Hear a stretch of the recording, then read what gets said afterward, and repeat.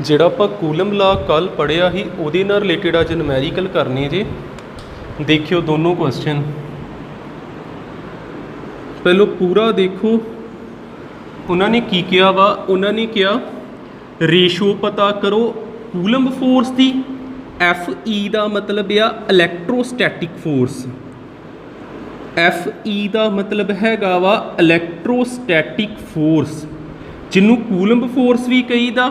ਇਹਦਾ ਫਾਰਮੂਲਾ ਹੁੰਦਾ ਵਾ ਕੇ Q1 Q2 ਅਪੋਨ ਆਰ ਦਾ ਸਕੇਅਰ।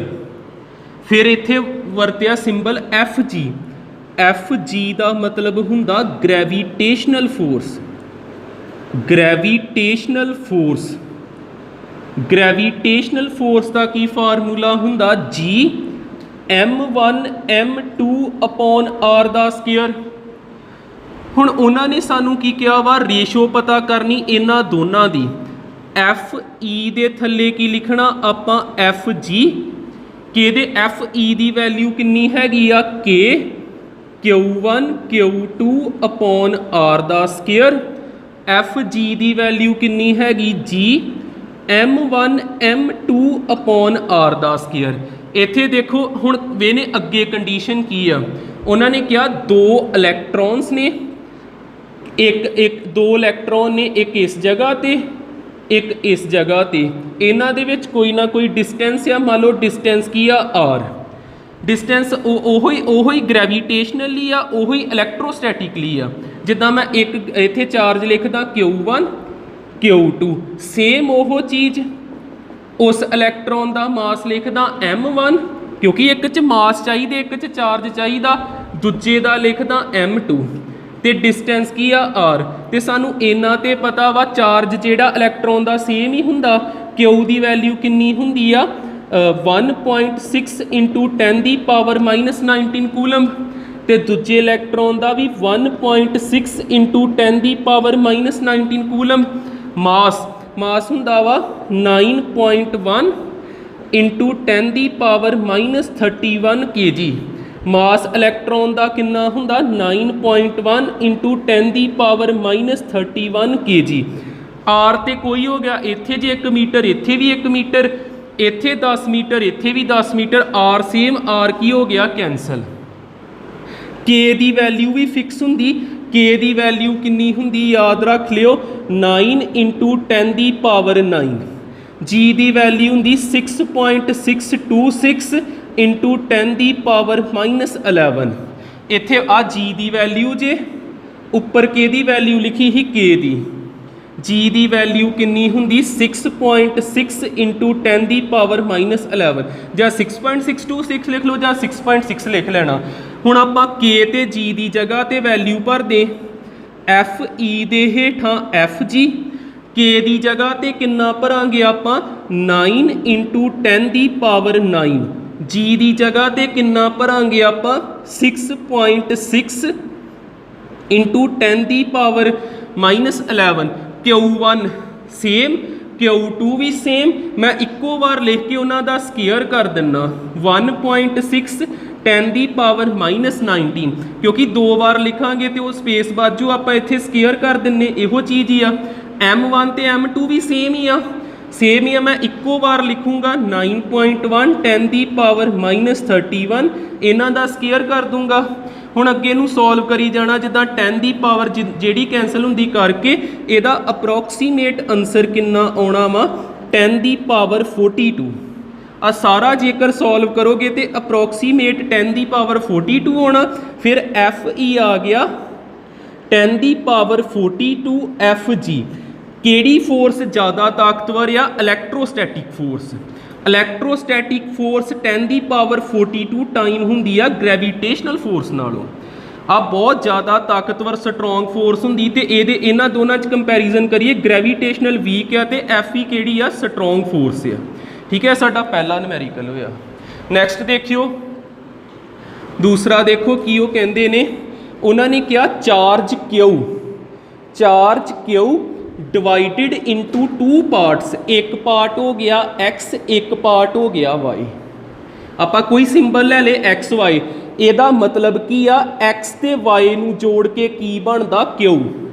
आ charge Q divided into two parts, एक पार्ट एक्स हो गया एक पार्ट वाई हो गया, दोनों नू जोड़ दो क्यू बन जाता, क्यू नू तोड़ दो आ दो चीज़ां बन जांदियां।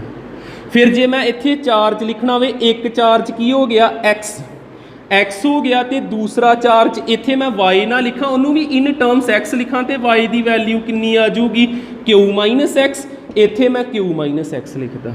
आ चीज़ क्लीयर हुई। एक बार फिर मैं दस दिना, उन्होंने कहा चार्ज क्यू जिहड़ा उन्होंने डिवाइड किया किन्ने parts which, two parts which, एक पार्ट नूं आपां एक्स मनना, एक पार्ट नूं आपां की मनना वाई, पर इत्थे वाई नूं इनवॉल्व ना करो, वाई की वैल्यू भी इन टर्म्स एक्स लिख लैनी।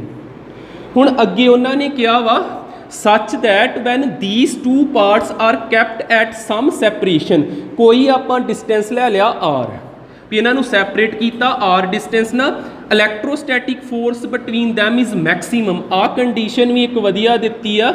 उन्होंने कहा वा भी जिहड़ी फोर्स आ इन्हां दे विचकार भी इन्ना क सैपरेट करता भी उन्हां च फोर्स की किन्नी बन डै भी पूरी मैक्सीमम, इस तो वध नहीं बन सकती, तो आप चार्ज ही पता करने। दो चार्ज होण ते किहड़ी फोर्स लाई दी, electrostatic force, Coulomb force, force between two charges किहड़ी हुंदी आ, कूलंब फोर्स, जिहदा फार्मूला की हुंदा F is equal to K Q one Q two upon are दा square, F is equal to K Q one की जगह ते एक्स, क्यू टू की जगह ते Q minus X upon are दा स्केयर। हुण उन्होंने सानू की कहा फोर्स की आ मैक्सीमम, मैक्सीमम का मतलब फोर्स इस तो ज़्यादा नहीं हो सकती, एक जगह पर जाके टिक गई, फोर्स की होगी कॉन्सटेंट। मैक्सीमम का मतलब भी इस तो वध नहीं हो सकती, फोर्स उस जगह पर जाके रुक गई, की होगी कॉन्सटेंट। हुण इनू देखियो अगे सॉल्व किद्दां करना आपां, इत्थे देखियो साडे कोल एफ के दे इक्वल आया के, फिर हैगा X Q minus X upon are दा स्केयर, एफ की हो गया कॉन्सटेंट, कॉन्सटेंट की डिफरेंशिएशन की हुंदी जीरो, कॉन्सटेंट की डिफरेंशिएशन की हुंदी जीरो, जे मैं इनू डिफरेंशिएट करा with respect to X, D F by D X, अब पूरी चीज़ नू मैं डिफरेंशिएट कर लगा, इनू नहीं करता, D F by D X, R constant आ, जिन्ना आर उन्ना ही रहना, आर नू बाहर कढ़ लिया कॉन्सटेंट टर्म नू, के नू भी बाहर कढ़ लिया, एक्स की डिफरेंशिएशन इत्थे यू वी फॉर्म तुसीं ला सकते, जां थोड़ा होर सिंपल करिए इनू, आर स्केयर इधर लै जाइए, की आ गया आर स्केयर ते एफ, आ चीज़ आ गई, के नू मल्टीप्लाई कराइए, के नू भी इधर लै जाने कॉन्सटेंट, या के की हो गया डिवाइड, आर स्केयर मल्टीप्लाई हो गया, के डिवाइड हो गया, बचिया की एक्स बचिया, एक्स बचिया ते क्यू माइनस एक्स बचिया। अगे देखियो आर स्केयर एफ ते के उस तरह, एक्स नू मल्टीप्लाई कराइए, एक्स क्यू जा क्यू एक्स, एक्स नू एक्स ना कराया एक्स स्केयर, एक्स स्केयर। हुण इधर इन्हां अल ध्यान मारो सारे अल, ये सारे कॉन्सटेंट नहीं, फोर्स मैक्सीमम कॉन्सटेंट, आर भी कॉन्सटेंट ते के कूलम कॉन्सटेंट हुंदा, ते पूरे दी डिफरेंशिएशन करोगे किहदे बराबर आ जानी जीरो दे। आपां इत्थे की कर लगे differentiation with respect to X, X पूरे दी डिफरेंशिएशन होगी जीरो, इधर क्यू क्यू ते कॉन्सटेंट चार्ज, ते एक्स की डिफरेंशिएशन की हुंदी 1, ते एक्स स्केयर दी पता 2x हुंदी। आ क्लीयर हो जाता, यदी डिफरेंशिएशन जीरो, क्यू नू उदा रखिया कॉन्सटेंट, ते एक्स की डिफरेंशिएशन 1, एक्स स्केयर की कितनी होगी 2x। हुण इत्थे देखो आ माइनस का उधर जाके प्लस का हो जाऊगा, तो क्यू की वैल्यू कितनी आ गई x बाई 2, क्यू की वैल्यू x बाई 2 आ गई, इत्थे भरीए आपां, क्यू की एक चार्ज ही x, इत्थे x बाई 2 भर के ते दूजा चार्ज भी आ जाना, क्योंकि आपां पता की करना ही, हर एक का चार्ज पता करना ही, एक का तो पता किन्ना x, ते दूजा इत्थे भर देना आपां, जां इत्थे क्यू की वैल्यू भर दिओ, लास्ट ते तुसीं की करना, एक चार्ज तुहाडे कोल की ही x, ते दूसरा चार्ज इत्थे क्यू की जगह ते x बाई 2 भरिया, माइनस x बाई 2 आ जाना सॉल्व करके, ठीक है, इनू तार लियो।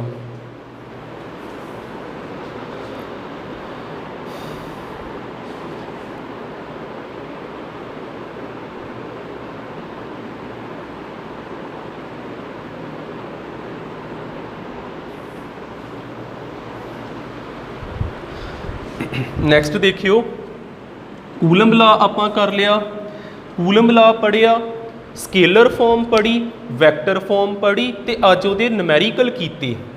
ਦੇਖਿਓ ਹੁਣ ਉਹਦੀਆਂ ਲਿਮੀਟੇਸ਼ਨ ਕਿੱਥੇ ਕਿੱਥੇ ਕੂਲੰਬ ਲਾ 'ਚ ਜਿਹੜੀਆਂ ਕਮੀਆਂ ਹੈਗੀਆਂ ਉਹ ਦੇਖਦੇ ਆ। ਫਸਟ ਇਟ ਇਜ਼ ਐਪਲੀਕੇਬਲ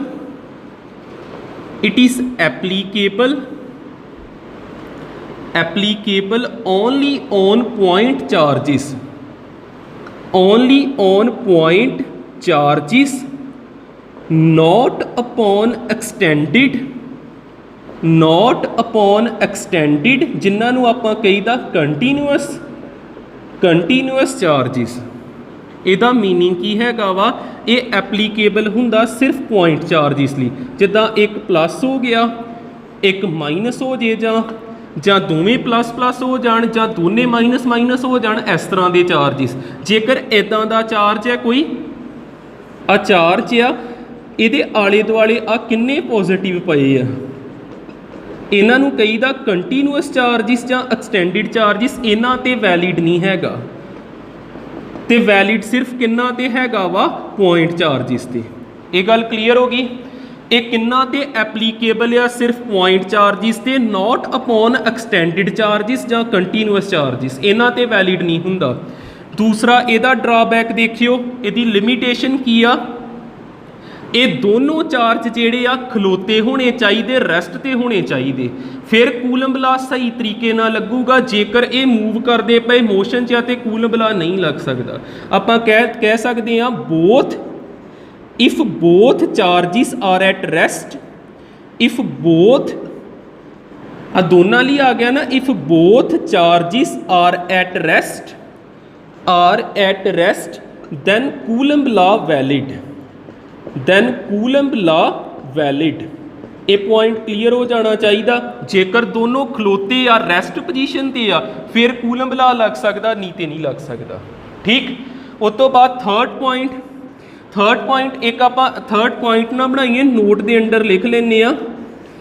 ਕੁਝ ਕੰਡੀਸ਼ਨਸ ਹੁੰਦੀਆਂ ਵਾ, ਜਿੱਦਾਂ ਆ ਵੇਖੋ ਆਪਾਂ ਇੱਥੇ ਜਿਹੜਾ ਆ ਸੈਕਿੰਡ ਪੁਆਇੰਟ ਕਿਹਾ, ਇਹਦੇ ਵਿੱਚ ਆਪਾਂ ਕੰਡੀਸ਼ਨ ਕੀ ਬਣਾਈ, Q1 ਵੀ ਕੀ ਹੋਣਾ ਚਾਹੀਦਾ, ਕਾਹਦੇ ਤੇ, ਰੈਸਟ ਤੇ Q2 ਵੀ ਕਾਹਦੇ ਤੇ ਹੋਣਾ ਚਾਹੀਦਾ, ਰੈਸਟ ਤੇ, ਫਿਰ ਕੂਲੰਬ ਲਾ ਲੱਗੂਗਾ, ਨਹੀਂ ਤੇ ਨਹੀਂ ਲੱਗ ਸਕਦਾ। ਪਰ ਇੱਕ ਕੁਝ ਸਪੈਸ਼ਲ ਕੇਸ ਵੀ ਹੁੰਦੇ ਨੇ, ਜੇਕਰ Q1 ਹੈਗਾ ਰੈਸਟ ਤੇ, Q2 ਮੂਵ ਕਰਦਾ ਪਿਆ, ਕਈ ਵਾਰ ਇਹ ਵੈਲਿਡ ਹੋਊਗਾ। ਵੈਲਿਡ ਹੋਣਾ ਜੇ ਕੂਲੰਬਸ ਲਾ, ਜੇ ਦੋਨਾਂ ਚੋਂ ਇੱਕ ਰੈਸਟ ਤੇ ਆ ਤੇ ਜੇ ਦੋਨੇ ਮੋਸ਼ਨ ਕਰਦੇ ਪਏ ਫਿਰ ਤੇ ਕਦੀ ਵੀ ਨਹੀਂ ਹੋਣਾ। ਦੋਨੋਂ ਰੈਸਟ ਤੇ ਹੋਣ ਜਾਂ ਦੋਨਾਂ ਵਿੱਚੋਂ ਇੱਕ ਰੈਸਟ ਤੇ ਹੋਵੇ। ਠੀਕ ਆ, ਆ ਲਿਮੀਟੇਸ਼ਨ ਇਹਦੀਆਂ ਯਾਦ ਰੱਖ ਲਿਓ। ਪਹਿਲੀ ਲਿਮੀਟੇਸ਼ਨ ਕੀ ਹੈਗੀ ਸੀ, ਇਹ ਐਪਲੀਕੇਬਲ ਹੁੰਦਾ ਸਿਰਫ ਤੇ ਸਿਰਫ ਪੁਆਇੰਟ ਚਾਰਜਿਸ ਤੇ, note applicable upon extended charges. ਆ ਤੁਹਾਨੂੰ ਐਕਸਟੈਂਡਡ ਦੱਸਦਾ ਕਿੱਦਾਂ ਦਾ ਹੁੰਦਾ। ਫਿਰ ਦੂਜੇ ਵਿੱਚ ਕਿਹਾ ਵੀ ਦੋਨੋਂ ਚਾਰਜ ਕਿਹੜੀ ਪੋਜੀਸ਼ਨ ਤੇ ਹੋਣੇ ਚਾਹੀਦੇ, ਰੈਸਟ ਪੋਜੀਸ਼ਨ ਤੇ। ਜੇ ਦੋਨਾਂ ਚੋਂ ਇੱਕ ਰੈਸਟ ਤੇ ਦੂਜਾ ਮੋਸ਼ਨ 'ਚ ਆ ਤਾਂ ਵੀ ਇਹ ਕਿਤੇ ਨਾ ਕਿਤੇ ਲੱਗ ਜਾਂਦਾ। ਠੀਕ, ਅੱਗੇ ਦੇਖਿਓ ਪ੍ਰਿੰਸੀਪਲ ਆਫ ਸੁਪਰਪੋਜੀਸ਼ਨ, ਇਹ ਵੀ ਸਮਝੋ ਨਾਲ। ਪ੍ਰਿੰਸੀਪਲ ਆਫ ਸੁਪਰਪੋਜੀਸ਼ਨ, ਇਹਨੂੰ ਦੇਖੋ ਧਿਆਨ ਨਾਲ ਪੂਰਾ। ਜਿੱਦਾਂ ਇੱਥੇ ਚਾਰਜ ਹੈਗਾ ਮੇਰੇ ਕੋਲ Q1, ਇੱਕ ਚਾਰਜ ਹੈਗਾ ਮੇਰੇ ਕੋਲ Q2। ਜੇ ਮੈਂ ਕਹਿਣਾ ਹੋਵੇ ਫੋਰਸ ਔਨ ਚਾਰਜ Q2, ਮੈਂ ਕਿੱਦਾਂ ਲਿਖੂੰਗਾ, ਮੈਂ ਲਿਖਣਾ ਹੁੰਦਾ force on charge 2 by 1, force on charge 2 by 1। ਵੀ ਆ ਜਿਹੜੀ ਮੈਂ ਵਰਡਿੰਗ ਲਿਖੀ ਇਹਨੂੰ ਕਿੱਦਾਂ ਲਿਖ ਸਕਦਾ ਵਾਂ, ਫੋਰਸ ਔਨ ਚਾਰਜ 2 ਬਾਏ 1। ਸਿਰਫ ਇੰਨਾ ਕੀ ਆਊਗਾ, ਪਹਿਲੀ ਚੀਜ਼ ਜਿਹੜੀ ਇਹ ਔਨ ਹੁੰਦਾ ਤੇ ਦੂਜੀ ਚੀਜ਼ ਕੀ ਹੁੰਦੀ ਆ, ਬਾਏ। ਇਹ ਤੇ ਫਸਟ ਕੇਸ ਹੋ ਗਿਆ। ਹੁਣ ਇੱਥੇ ਦੇਖਿਓ ਸੈਕਿੰਡ ਕੇਸ, ਜੇਕਰ ਮੈਂ ਇੱਥੇ Q1 ਵੀ ਆ, Q2 ਵੀ ਆ ਤੇ Q3 ਵੀ ਆ ਇੱਕ ਸਿਸਟਮ ਆ। ਹੁਣ ਮੈਂ ਕਹਾਂ ਇੱਥੇ ਮੈਂ ਕਿਹਾ ਸੀ ਫੋਰਸ ਔਨ ਚਾਰਜ Q2 ਤੇ ਆ ਲਿਖਤਾ। ਹੁਣ ਮੈਂ ਕਹਾਂ ਫੋਰਸ ਔਨ ਚਾਰਜ Q2, ਇੱਥੇ ਮੈਂ ਲਿਖਿਆ ਫੋਰਸ ਔਨ ਚਾਰਜ Q2, ਕਿੱਦਾਂ ਲਿਖੂੰਗਾ, force on charge 2 by 1 plus force on charge 2 by 3। ਆਪਾਂ ਇਹਨਾਂ ਦਾ ਕੀ ਕਰਤਾ ਸਮ, ਕਿਹੜਾ ਸਮ, ਵੈਕਟਰ ਸਮ, ਵੈਕਟਰ ਸਮ ਕਰਤਾ। ਜੇ ਹਜੇ ਵੀ ਨਹੀਂ ਪਤਾ ਲੱਗਾ ਥਰਡ ਕੇਸ ਦੇਖਿਓ, ਥਰਡ ਕੇਸ ਦੇਖਿਓ। ਆਪਾਂ ਕੀ ਕਰਦੇ ਆ, ਸਾਡੇ ਕੋਲ ਇੱਕ ਚਾਰਜ ਹੈਗਾ Q1 Q2 Q3 Q4। ਮੈਂ ਕਹਿਣਾ ਹੋਵੇ force on charge 2, force on charge 2 ਕਿੱਦਾਂ ਲਿਖੂੰਗਾ, force on charge 2 by 1, force on charge 2 by 3, force on charge 2 by 4। ਫਿਰ ਇੱਥੇ ਮੈਂ ਕੀ ਕੀਤਾ, ਵੈਕਟਰ ਸਮ ਕੀਤਾ ਸਾਰੀਆਂ ਫੋਰਸਿਸ ਦਾ। ਇੱਥੇ ਤੇ ਇੱਕੋ ਫੋਰਸ ਆ ਤੇ ਕੋਈ ਪ੍ਰੋਬਲਮ ਨਹੀਂ। ਜੇਕਰ ਇੱਕ ਤੋਂ ਜ਼ਿਆਦਾ ਚਾਰਜਿਸ ਨੇ, ਜਿੱਦਾਂ ਦੋ ਪਹਿਲੋਂ ਦੋ ਤੇ ਕੋਈ ਪ੍ਰੋਬਲਮ ਨਹੀਂ, ਤਿੰਨ ਹੋ ਗਏ ਫਿਰ ਇੱਦਾਂ ਵੈਕਟਰ ਸਮ ਕਰਨਾ, ਚਾਰ ਹੋ ਜਾਂਦੇ ਵੈਕਟਰ ਸਮ ਕਰਨਾ। ਕਲੀਅਰ ਹੁੰਦਾ? ਠੀਕ ਆ। ਇੱਕ ਚੀਜ਼ ਹੋਰ ਦੇਖਿਓ, ਹੁਣ ਆਪਾਂ ਇਹਦਾ ਫਾਈਨਲ ਫਾਰਮੂਲਾ ਬਣਾਉਂਦੇ ਆ। ਦੇਖਿਓ ਇਹਨੂੰ,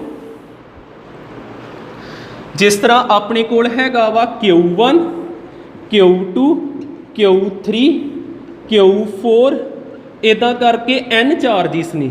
ਮੈਂ ਪਤਾ ਕਰਨੀ force on nth charge, force on Qn, Qn ਤੇ ਕੀ ਫੋਰਸ ਹੋਊਗੀ, force on n by 1 plus force on n by 2, ਇੱਦਾਂ ਕਰਦੇ ਕਰਦੇ force on n by n-1। ਦੇਖੋ ਜਿੱਦਾਂ 1 ਤੋਂ ਵੱਡਾ 2 ਹੋ ਗਿਆ, ਜਿੱਦਾਂ ਆ ਪਿੱਛੇ ਨੂੰ ਜਾਈਏ 4 ਤੋਂ ਛੋਟਾ 3, 3 ਤੋਂ ਛੋਟਾ 2, 2 ਤੋਂ ਛੋਟਾ 1 ਤੇ Qn ਤੋਂ ਪਿਛਲਾ ਕਿਹੜਾ ਹੋਊਗਾ, 1 ਘਟਾ ਦੇਣਾ। ਜਿੱਦਾਂ ਆ 4 ਆ ਨਾ, ਇਹ ਤੋਂ ਪਿਛਲਾ ਕਿਹੜਾ 1 ਘਟਾਤਾ, 3 ਤੋਂ ਪਿਛਲਾ ਕਿਹੜਾ 1 ਘਟਾਤਾ, 2 ਤੋਂ ਪਿਛਲਾ ਕਿਹੜਾ 1 ਘਟਾਤਾ। ਜੇ n ਤੋਂ ਵੀ ਪਿਛਲਾ ਚਾਰਜ ਵੇਖਣਾ ਹੋਵੇ n ਚੋਂ ਵੀ 1 ਘਟਾ ਦੇਣਾ। ਤੇ ਆ ਕਿਹੜਾ ਸਮ ਲਿਖਿਆ ਆਪਾਂ, ਵੈਕਟਰ ਸਮ। ਇਹਦੀ ਫਿਰ ਮੈਂ ਇੱਕ ਸਟੇਟਮੈਂਟ ਬਣਾ ਦਿੰਨਾ, ਜੇ ਤੁਹਾਨੂੰ ਇਦਾਂ ਆਉਂਦਾ ਵਾ ਵੀ ਪ੍ਰਿੰਸੀਪਲ ਆਫ ਸੁਪਰਪੋਜੀਸ਼ਨ ਕੀ ਹੁੰਦਾ, ਤੁਸੀਂ ਇਹਨੂੰ ਵਰਡਿੰਗ ਵਿੱਚ ਲਿਖਣਾ ਜੀ। ਆਪਾਂ ਕਹਿਣਾ force, force on any charge, ਇਹ ਨਹੀਂ ਵੀ ਇਕੱਲਾ nth ਚਾਰਜ ਤੇ, ਕਿਸੇ ਵੀ ਚਾਰਜ ਤੇ। ਇੱਥੇ ਦੇਖੋ ਆਪਾਂ 2 ਤੇ ਕਿਹਾ, ਇੱਥੇ 2 ਤੇ ਕਿਹਾ, ਭਾਵੇਂ 3 ਤੇ ਕਹਿ ਲੈਨੇ। Force on any charge is equal to sum vector sum, vector sum, vector sum of all the forces, all the forces by remaining charges। 1 remaining charge या 2 remaining charge या by remaining charges। ठीक है, फिर इनू थोड़ा clear कर लियो। ਇਹਦੇ ਵਿੱਚ ਆਪਾਂ ਕੀ ਕਰਨਾ ਹੁੰਦਾ, ਫੋਰਸਿਸ ਦਾ ਵੈਕਟਰ ਸਮ ਕਰਨਾ ਜੀ। ਪਹਿਲੋਂ ਮੈਂ ਸਿੰਪਲ ਐਗਜ਼ਾਮਪਲਾਂ ਲਈਆਂ ਵੀ 2 ਤੇ ਕਿਹੜਾ ਫੋਰਸ ਲਾ ਸਕਦਾ, 1 ਵੀ ਲਾ ਸਕਦਾ ਤੇ 3 ਵੀ ਲਾ ਸਕਦਾ। n ਤੇ ਬਾਕੀ ਸਾਰੇ ਫੋਰਸ ਲਾਉਣਗੇ ਜਿਹੜੇ ਵੀ ਸਪੇਸ ਵਿੱਚ ਮੌਜੂਦ ਨੇ। nth ਚਾਰਜ ਤੇ ਪਹਿਲੇ ਵਾਲਾ ਵੀ ਲਾਊਗਾ, ਦੂਜੇ ਵਾਲਾ ਵੀ, ਤੀਜੇ ਵਾਲਾ। ਇਹਨੂੰ ਹੀ ਪ੍ਰਿੰਸੀਪਲ ਆਫ ਸੁਪਰਪੋਜੀਸ਼ਨ ਹੁੰਦੇ ਤੇ ਆ ਇਹਦੀ ਸਟੇਟਮੈਂਟ ਹੁੰਦੀ ਜੀ। ਹੋ ਗਿਆ ਕਲੀਅਰ? ਠੀਕ ਹੈ, ਨੋਟ ਕਰਿਓ ਇਹਨੂੰ।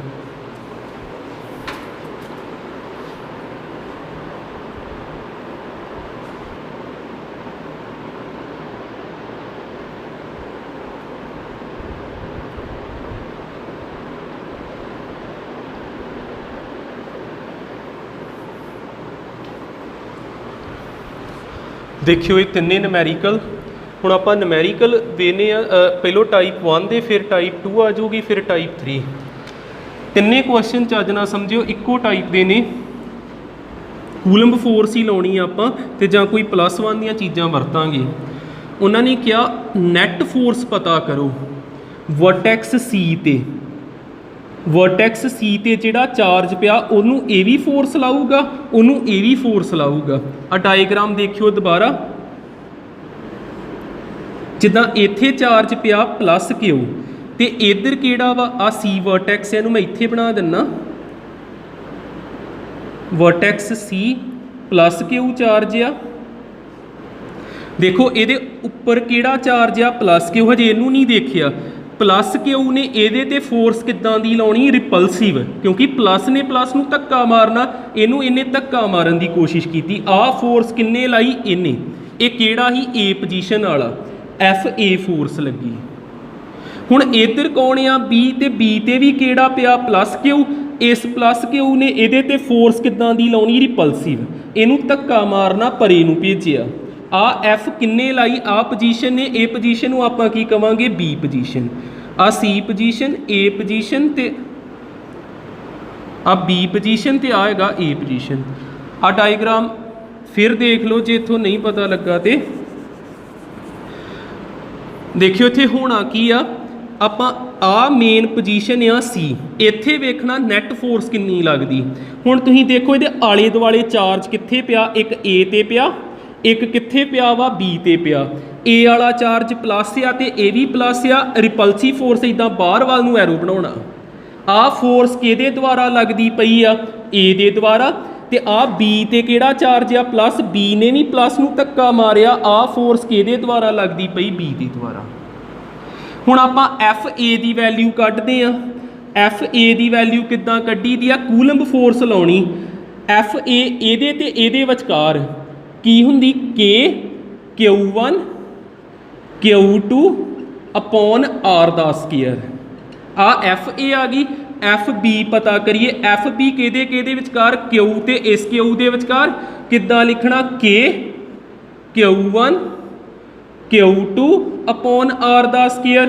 ते इन्हां नूं देखो ये इक्को जिहियां दोनों, इत्थे भी के क्यू क्यू ए स्केयर, इत्थे भी सेम आ। फिर आपां एफ ए ते एफ बी सेम आ गई, दोने सेम है, तो इन्हां नूं कोई सिंबल दे लीए, मान लो आपां एफ ही दे लिया, एफ ही दे लिया। हुण एक जाना इनू इधर धक्का मारदा पिया, एक इधर धक्का मारदा पिया, ये जाऊगा किधर, इत्थे parallelogram law of vector addition लगना जे, जिहड़ा +1 दे विच हुंदा ही, ये जाऊगा किधर, डायगनल जिधर हुंदा रिक्टेंगल दा।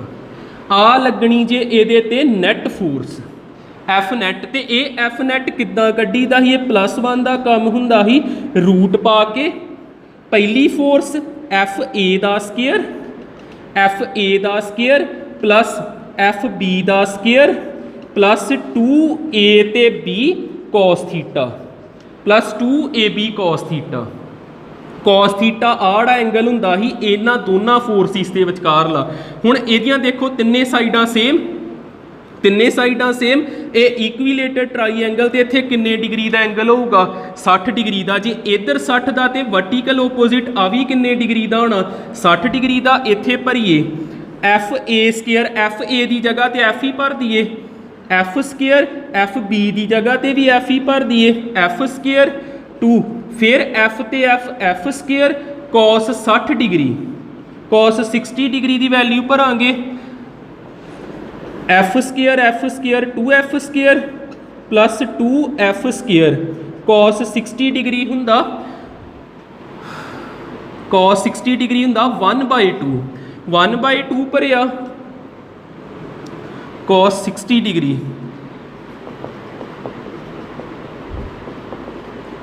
कॉस साइन 0 0 हुंदा, 1/2 ही हुंदा, 1/2 आ गया, 2 ना 2 कैंसल हो गया, की आ गया 2f स्केयर ते f स्केयर किन्ना आ जाऊगा 3f स्केयर, f बाहर आ जाऊगा।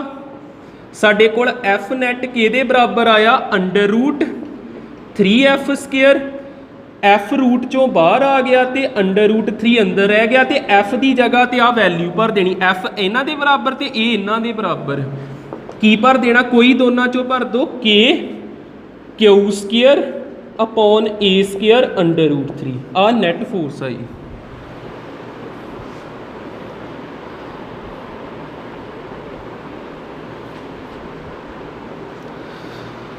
देखो सैकेंड क्वेश्चन, आपां नूं उन्होंने की किया, उन्होंने कहा किहदे ते पता करो ए पोजीशन ते, आड़ी ए पोजीशन जी। मैं दोबारा बनाना इनू, इत्थे ए पोजीशन किहड़ा चार्ज -Q, बी ते किहड़ा चार्ज +Q ते सी ते +Q। जिहदे बारे कहा जे ए बारे कहा तो इनू ध्यान ना देखो।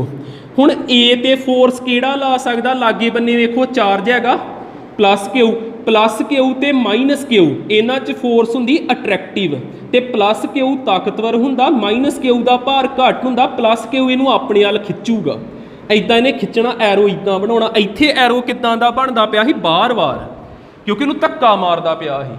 ਹੁਣ ਇੱਥੇ ਕੀ ਆ ਏ ਤੇ ਕਿੱਦਾਂ ਦੀ ਫੋਰਸ ਲੱਗੀ ਏ ਨੂੰ ਕੋਈ ਖਿੱਚਣ ਡੈ ਪਿਆ ਕੌਣ ਖਿੱਚਣ ਡੈ ਪਿਆ ਪਲੱਸ ਕਿਊ ਪਰ ਏ ਦੇ ਲਾਗੇ ਵੇਖੋ ਕੱਲਾ ਇਹੋ ਨਹੀਂ ਆ ਵੀ ਤੇ ਹੈਗਾ ਹੀ ਆ ਨਾ ਇਹ ਵੀ ਕਿਹੜਾ ਪਲੱਸ ਕਿਊ ਇਹਨੇ ਵੀ ਏ ਨੂੰ ਆਪਣੀ ਵੱਲ ਖਿੱਚਣਾ ਪਲੱਸ ਕਿਊ ਨੇ ਖਿੱਚਣਾ ਇਸ ਤਰ੍ਹਾਂ ਦੀ ਫੋਰਸ ਲੱਗਣੀ ਹੁਣ ਆ ਵੇਖੋ ਆ ਫੋਰਸ ਇੱਧਰ ਜਾਂਦੀ ਪਈ ਕਿਹਦੇ ਦੁਆਰਾ ਲੱਗਣ ਦੀ ਬੀ ਦੇ ਦੁਆਰਾ ਆ ਫੋਰਸ ਹੇਠਾਂ ਨੂੰ ਜਾਂਦੀ ਪਈ ਕਿਹਦੇ ਦੁਆਰਾ ਲੱਗਣ ਦੀ ਸੀ ਦੇ ਦੁਆਰਾ ਤੇ ਜੇਕਰ ਮੈਂ ਇੱਥੇ ਬਣਾਵਾਂ ਤੇ ਇੱਕ ਬਣ ਜੂਗਾ ਪੈਰਲੋਗ੍ਰਾਮ ਬਣ ਗਿਆ ਤੇ ਜਾਵੇ ਕਿੱਧਰ ਨਾ ਤੇ ਇਹ ਸੀ ਵੱਲ ਸੀ ਵੀ ਖਿੱਚਦਾ ਪਿਆ ਬੀ ਵੀ ਖਿੱਚਦਾ ਪਿਆ ਇਹ ਸੈਂਟਰ ਦੇ ਵਿੱਚ ਜਾਊਗਾ ਤੇ ਆ ਹੁੰਦੀ ਜੇ ਇਹਨਾਂ ਦੀ ਕਿਹੜੀ ਫੋਰਸ ਨੈਟ ਫੋਰਸ ਠੀਕ ਹੈ ਜਿੱਦਾਂ ਵੇਖੋ ਬੀ ਵੀ ਧੱਕਾ ਮਾਰ ਗਿਆ ਏ ਵੀ ਧੱਕਾ ਮਾਰ ਗਿਆ ਉਹ ਸੈਂਟਰ 'ਚ ਜਾਊਗਾ ਜਿੱਥੇ ਡਾਇਗਨਲ ਜਿਹਾ ਹੁੰਦਾ ਹੁਣ ਆ ਐਫ ਨੈਟ ਕਿੱਦਾਂ ਕੱਢੀ ਦਾ ਇਹ parallelogram law of vector edition ਹੁੰਦਾ +1 ਵਾਲਾ ਕਿੱਦਾਂ ਕੱਢਦੇ ਆ ਆਪਾਂ ਐਫ ਨੈਟ ਦੋਵੇਂ ਫੋਰਸਾਂ ਦਾ ਵੈਕਟਰ ਸਮ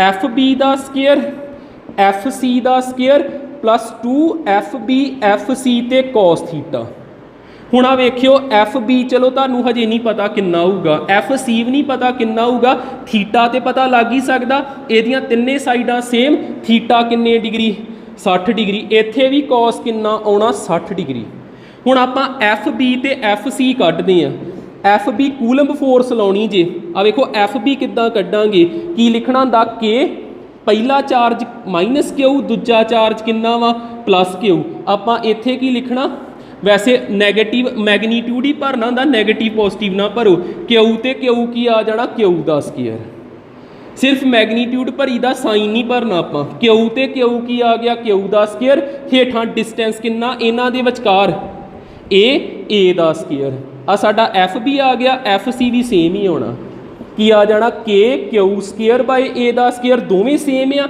ਹਜੇ ਇੱਥੇ ਭਰ ਕੇ ਇਹਨੂੰ ਕੰਪਲੈਕਸ ਨਾ ਕਰੋ ਜੇ ਸੇਮ ਆ ਤੇ ਇਹਨਾਂ ਨੂੰ ਕਿਹਦੇ ਬਰਾਬਰ ਕਰ ਦਿਓ ਐਫ ਦੇ ਲਾਸਟ ਤੇ ਵੈਲਿਊ ਭਰਿਓ ਜੇ ਹੁਣੇ ਰੂਟ ਦੇ ਵਿੱਚ ਆ ਕੇ ਵਗੈਰਾ ਭਰਨ ਡੈ ਪਏ ਬੜਾ ਔਖਾ ਜਿਹਾ ਰਹਿਣਾ ਹੁਣ ਇਹਨੂੰ ਐਫ ਦੇ ਬਰਾਬਰ ਕੀਤਾ ਐਫ ਸਕੁਅਰ 2 ਐਫ ਤੇ ਐਫ ਸਕੁਅਰ ਕੀ ਬਣ ਗਿਆ ਐਫ ਸਕੁਅਰ ਤੇ F square 2f square plus 2f square cos 60 degree 1/2 2f square ਤੇ f square 3f square f square root ਤੋਂ ਬਾਹਰ f ਆ ਗਿਆ ਤੇ √3 ਉਸੇ ਤਰ੍ਹਾਂ ਤੇ f ਦੀ ਵੈਲਿਊ ਫਿਰ ਆ ਭਰ ਦਿਓ ਕੀ ਆ ਜਾਣਾ k Q square a square ਤੇ √3 ਠੀਕ ਹੈ ਆ ਕੁਐਸਚਨ ਜਿਹੜਾ ਖੁਦ ਟਰਾਈ ਕਰਿਓ ਜੇ ਨਾ ਹੋਊਗਾ ਨੈਕਸਟ ਡੇ ਨੂੰ ਸੋਲਵ ਕਰਾਂਗੇ।